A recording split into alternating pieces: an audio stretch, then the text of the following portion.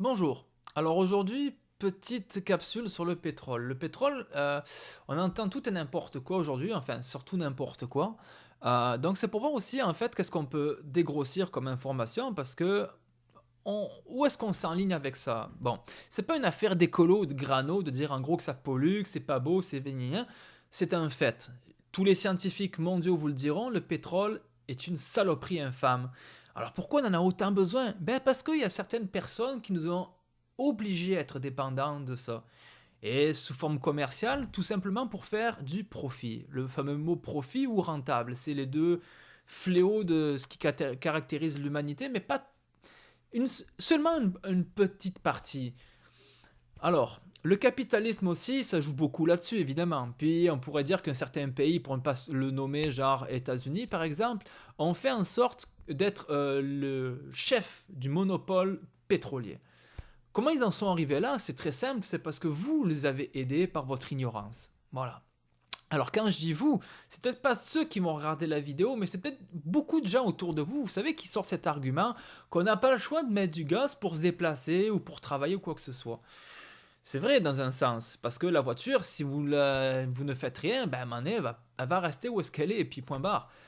Mais là où c'est faux, c'est de dire que c'est grâce au pétrole. Le pétrole, ça fait 60 ans qu'on pourrait s'en passer de façon totale, rien que dans l'industrie automobile.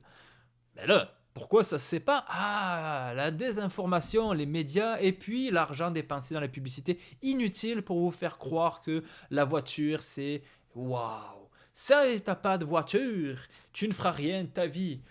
On voit déjà la pub avec Henry Ford qui a fait des chars par milliers avec sa façon de faire de production, qui d'ailleurs est un petit peu le père du capitalisme tel qu'on le voit. C'est-à-dire qu'on produit, peu importe si tu n'en as pas besoin, on va trouver un moyen pour que tu puisses l'acheter.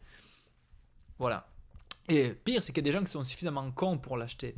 C'est-à-dire que c'est comme des fois, là, pour pas dire très récemment, les Black Friday, là, où on crée le besoin, mais qui n'est pas vital. C'est juste le fait de posséder tout ça. Et on joue là-dessus. Et le pétrole est venu à point nommé. Ou peut-être que justement, on a utilisé le pétrole pour faire d'autres. Je sais pas. Bon. En tout cas, le transport, c'est une chose. La dépendance en est une autre. C'est-à-dire que là où je vous disais que ça fait 60 ans qu'on peut s'en passer, c'est parce que imaginez si on pouvait, avec une petite bouteille d'eau, je dis bien de l'eau, hein, faire le plein de son auto puis rouler.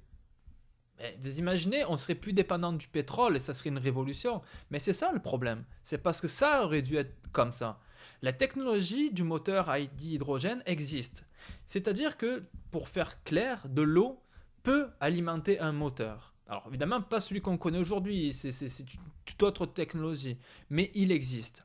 Sauf que comme l'eau, c'est une réserve quasiment inépuisable et qu'on sait même la reproduire, sans vraiment nécessiter les saloperies que le monde pétrolier impose, ben c'est pénible parce que on peut pas alimenter financièrement ces pauvres petites entreprises qui se décarcassent à tout polluer pour que notre auto puisse rouler. C'est-à-dire qu'avec de l'eau et un minimum de gestes physiques chez soi, on pourrait remplir son propre réservoir et je sais pas, avec l'autonomie, j'en sais rien. Bon, évidemment, la transition, elle est un petit peu compliquée. Pourquoi? Parce que l'industrie automobile et l'industrie pétrolière sont comme... Voilà.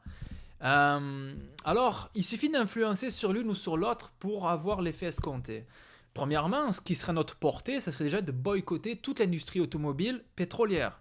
C'est-à-dire qu'on pourrait se rapatrier en masse sur l'électrique, parce que l'hybride, c'est quand même aussi faire à moitié, c'est un peu comme des préliminaires en fait. On n'y va pas totalement, mais on suggère ce qu'il va falloir faire après. Bon. Alors là, ben c'est ça. Le tout électrique, pour l'instant, on se dit oui, mais là, c'est très cher, c'est vrai. C'est pas beaucoup autonome, ça n'a pas des grandes, je dirais, compétences, ça n'a pas vraiment les vitesses, tout ça. C'est pas totalement faux, mais il faut pas oublier une chose, c'est que c'est des fois la concurrence qui permet de faire aussi des prix bas, des améliorations technologiques considérables, et donc c'est parce qu'il n'y a pas beaucoup d'entreprises qui se permettent de faire du 100% électrique. Le jour où il y en a, déjà rien que ça en électrique, vous imaginerez très bien que le prix va descendre inexorablement, là. Et imaginez si vous pouvez aussi recharger votre auto, là, ne serait-ce que ou au solaire ou chez vous avec une simple prise de courant, là. Ben là déjà, ça veut dire que les pétrolières, là, on s'en passe. Alors après, il y a toutes les dérives pétrolières, c'est-à-dire le plastique pour ne citer que lui. Le plastique, on s'entend, il y a largement de quoi le substituer. Premièrement, ce qui me vient en tête là déjà, c'est le chanvre. Le chanvre, c'est pas seulement que pour faire le pot, là, c'est surtout aussi parce que les fibres utilisées peuvent aussi très bien servir en textile, mais avec un minimum de technologie, de raffinement, on peut arriver à faire des choses aussi simples que du plastique, un sac, une bouteille, de l'informatique, tout. On peut même aussi utiliser le carbone. Le carbone, c'est tout con, même les arbres savent le faire. C'est-à-dire de capter le carbone issu dans l'air ambiant pour en faire de la matière. Si les arbres sont capables de le faire, je me demande comment nous, avec notre savoir et notre magnificence intelligente, on pourrait être capable de le faire. Ben c'est ça, on sait, mais on ne le fait pas. Ah ben parce que c'est pas assez rentable, une fois de plus. Bon, le pétrole, le problème c'est ça, c'est qu'il y a vraiment un mensonge, et c'est même pas à la limite là un complot ou quoi que ce soit, c'est que c'est vraiment idiot. On en justifie des guerres pour ça, mais c'est surtout qu'après, les arguments des pétrolières pour nous faire vendre leurs saloperies, c'est, je dirais même digne d'un festival juste pour rire. C'est-à-dire qu'à côté de ça, j'ai même plus l'impression que King Kong a plus de crédibilité pour moi s'il vient en gros me dire j'ai besoin de mettre du gaz dans mon auto. Que une industrie pétrolière, TransCanada ou EnergyS me dire ah ben là c'est utile de faire passer votre pipeline chez vous là, votre sous-sol là, il est tellement bon, on sent que notre pipeline il serait bien chez vous. Ou alors nos bateaux sont propres, ils sont sains, ils naviguent tout seuls, ils sont même ah wow, géniaux, puis non ils ne s'échouent pas, ils ne coulent pas, puis ils ne polluent pas, ils ne déversent pas. Bon, je veux dire, un conte de Noël, mané, c'est bien, puis c'est vrai que ça approche la période des fêtes, mais genre quand même, là, quand même, hein. Le genre d'argument, là, pour nous rendre dépendants de ça, là, ça suffit. Alors, comme j'ai dit, pour moi, il y a deux choses. C'est que soit les entreprises sont attaquables de façon juridique pour meurtre. Pourquoi meurtre? Ben parce que quand il y a des accidents qui justifient des milliers d'animaux morts, et de gens aussi qui souffrent de cancer ou même qui meurent tout simplement quand une explosion de train fait wow, plusieurs dizaines de morts, c'est qu'à un moment donné on se pose des questions, puis évidemment on réagit toujours quand c'est trop tard, ça c'est la clause humaine, mais je veux dire si on pouvait anticiper ça, on se dit mais attends, c'est pas sûr là, alors pourquoi on le fait? Et déjà, ça veut dire que si on va à travers ce jugement-là, on est conscient qu'on va faire des morts. Donc on peut dire que c'est presque avec préméditation. Et est-ce qu'il y a la moindre institution qui va attaquer ces entreprises-là pour justement meurtre prémédité au premier degré? Non. Pourquoi? Parce que ça ne viendrait même pas à l'esprit. Eh oui, parce que derrière, il y a des pots de vin, des chèques et tout plein de monde subtil qui fait que ça ne se fait pas. Ouais, bon. Peut-être que même aussi, tout simplement, on risque notre vie en pensant ça, comme je suis en train de faire présentement, mais je dirais à un moment donné, il faut faire avancer les choses aussi.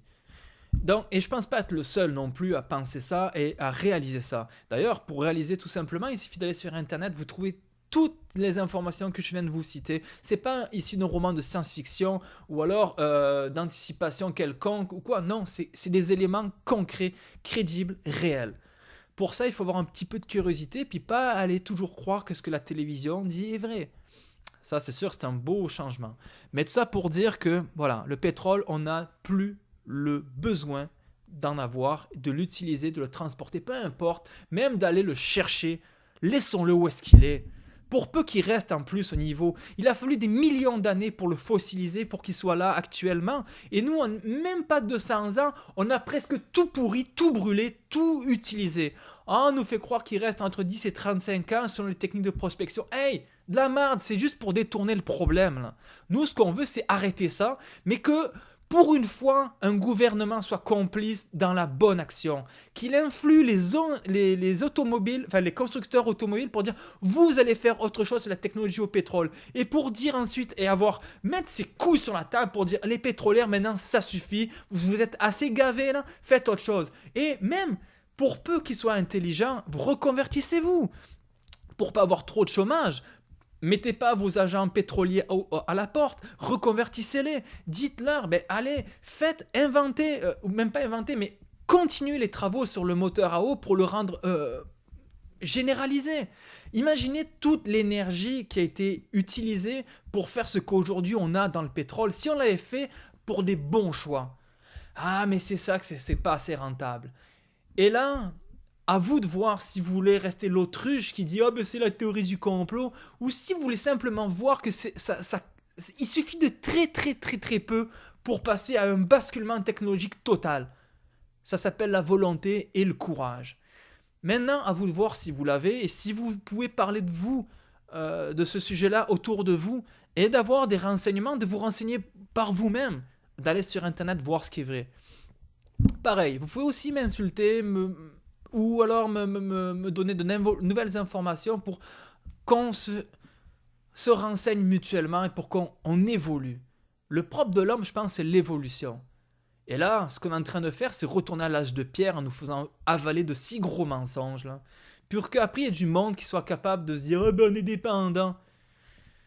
Ben, ça prend le savoir. Et le savoir, je peux pas me considérer comme un surhomme. Si je le sais, c'est parce que j'ai eu les moyens de le savoir et que vous pouvez l'avoir. Alors je vous en supplie, renseignez-vous sur le pétrole et vous allez voir, on peut faire beaucoup de choses. Merci.